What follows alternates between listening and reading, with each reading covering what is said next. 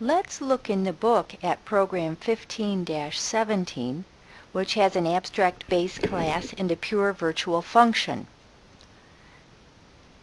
It's about the computer science student, and we have a pure virtual, an abstract base class in student from which we derived this computer science student header and CPP file. Let's look at the Student.h first. We defined this Student.h class that has a couple of protected members. That's so the derived classes can access them. And there's a default constructor and another constructor and some sets and gets and so on. And then we come to the one we care about, which is the pure virtual function, indicated by the word virtual and the return type, the name of the function. There's not going to be making any changes to anything, so that's why they added the const. And then equals 0. It's the equals 0 that makes it a pure virtual function, which then in turn makes the whole class an abstract base class. Which means that you can never instantiate an object of type student. You'll never have a student. This is a template. It's a guide. And the derived class will be the one that you will actually use. Well, let's look at the CsStudent class. We defined our, if not defined, two lines there, and notice that we included the Student.h right away inside there. And then we derived a class called Computer Science Student publicly from the student class. This one has some private variables. These would be in addition to the student protected variables over there. These are in addition to it. And it has its constructor, and in the constructor line that we would care about, not for the pure virtual function, but just to make sure we can do it, is we will get everything's right here. We will get a couple of strings and an int in and send it to, they put the colon at the end of the old line, I put the colon at the beginning of the new line since the line is so long. It could be one line, it's just too long. Anyway, and then we'll ship everything off to the student class when we get those three things in. And then as for these variables, we're just going to vary them out. It happens that they're all ints. We have mutators in case we want to get data from the user, which it doesn't happen that we will. And then we'll repeat then the same, this overridden get remaining hours function will repeat virtual, return type int, get remaining hours and constant.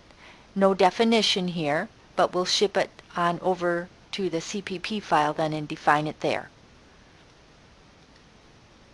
And the only thing this CPP file has is the definition.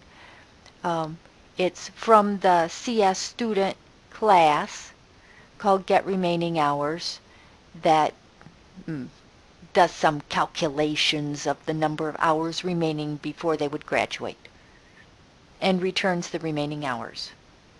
Now if we had a social science student, an SS student, we would have the same function again, but instead of having math hours, computer science hours, and gen ed, we'd still have gen ed, but these two would probably be much different. These would be social science hours.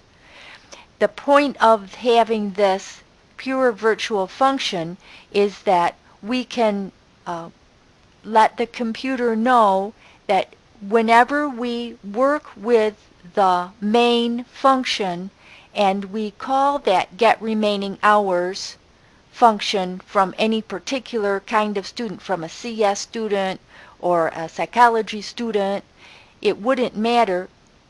During runtime, while we are running the program, not before the program starts, not at compile, but at runtime, it would then choose which version of get remaining hours to do, and it would calculate that one.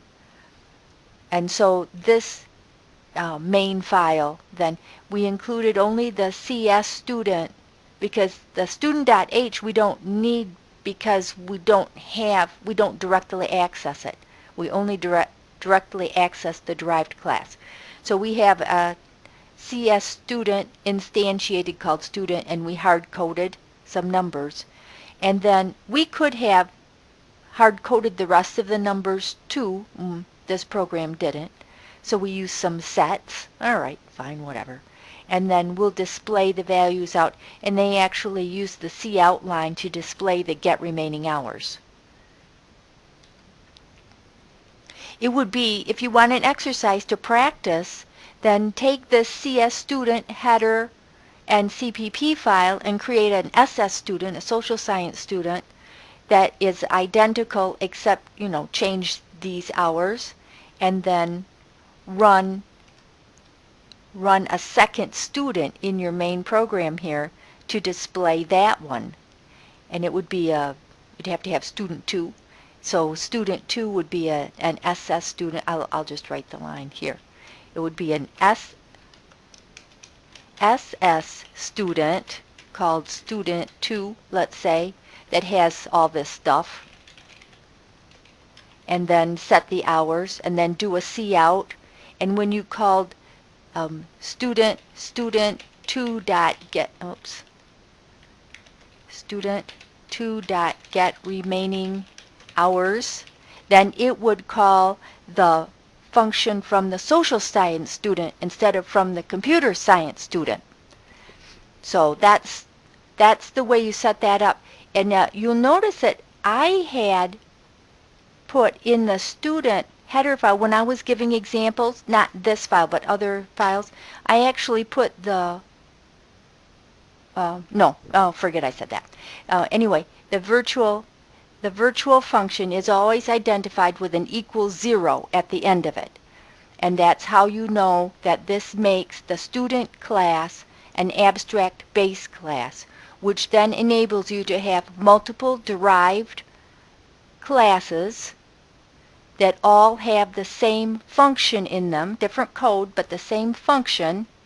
And then at runtime, when the computer gets down to a certain line of code and that function is called, it will use the function for that kind of object, whichever one that was.